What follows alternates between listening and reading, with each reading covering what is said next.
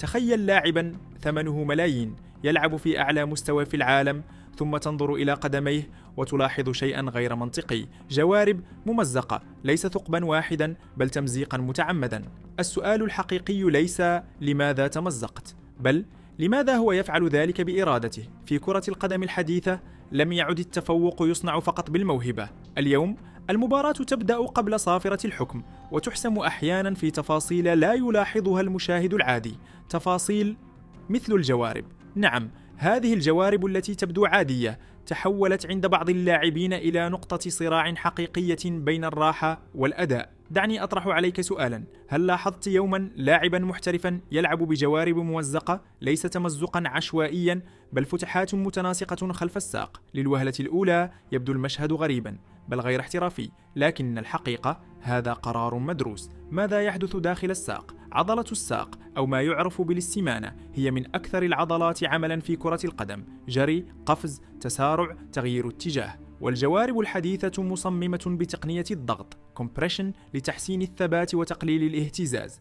لكن هنا تبدأ المشكلة: ليس كل جسم يتفاعل بنفس الطريقة. عند بعض اللاعبين الضغط الزائد يسبب تقييد تمدد العضلة، ضعف تدفق الدم، إحساس بالثقل، تشنجات متأخرة خصوصا بعد الدقيقة 60 حين يبدأ التعب الحقيقي.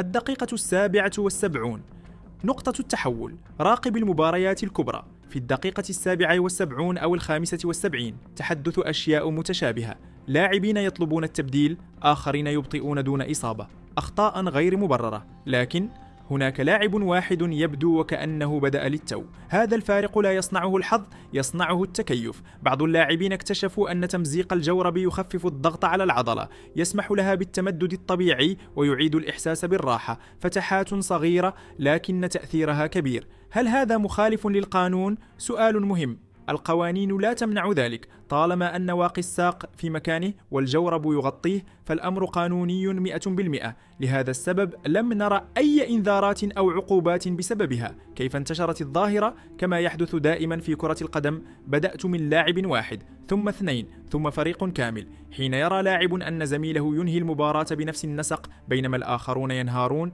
التقليد يصبح حتميا. وهكذا تحولت الجوارب الممزقة من حل فردي إلى ترند احترافي عالمي. هل هي مفيدة للجميع؟ وهنا النقطة الأهم: لا، بعض اللاعبين يستفيدون من الضغط وآخرون يتضررون منه. الموضوع ليس موضة ولا استعراضا بل معرفة الجسد. اللاعب الذكي هو من يفهم كيف يعمل جسده ويعدل التفاصيل لصالحه. في عالم تحسم فيه المباريات بهجمة أو خطوة أو ثانية واحدة، تفصيل صغير مثل تمزيق جورب قد يصنع الفرق. كرة القدم اليوم ليست فقط ما تراه الكرة بل ما لا تراه الكاميرات. وفي النهاية حين تنتهي المباراة وتتوقف الكاميرات ويعود اللاعبون إلى غرف الملابس، لن يتذكر المشاهد عدد الكيلومترات التي ركضها كل لاعب ولا مقدار الضغط على عضلة ساقه، لكن الفرق الحقيقي يكون قد صنع بالفعل، في التفاصيل التي لم تصور، في القرارات الصغيرة التي لا يصفق لها الجمهور. تمزيق جورب قد يبدو شيئا تافها، لكن خلفه تفكير، تجربة، ومعرفة بالجسد. وهذا هو الفارق بين لاعب يلعب بالمعتاد ولاعب يبحث دائما عن الأفضل. كرة القدم اليوم لم تعد مجرد موهبة فطرية بل علم وتجربة وشجاعة في كسر القوالب.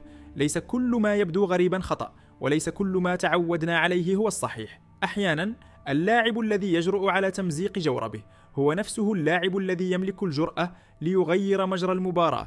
ففي عالم تحسمه اللمسة الأخيرة والدقيقة الأخيرة والركضة الأخيرة، قد تكون الحرية التي منحتها لعضلتك هي ما أبقاك واقفا حين سقط الآخرون. وهنا السؤال الذي أتركه لك: هل التفوق دائما في المهارة أم في فهم الجسد والانتباه لأصغر التفاصيل؟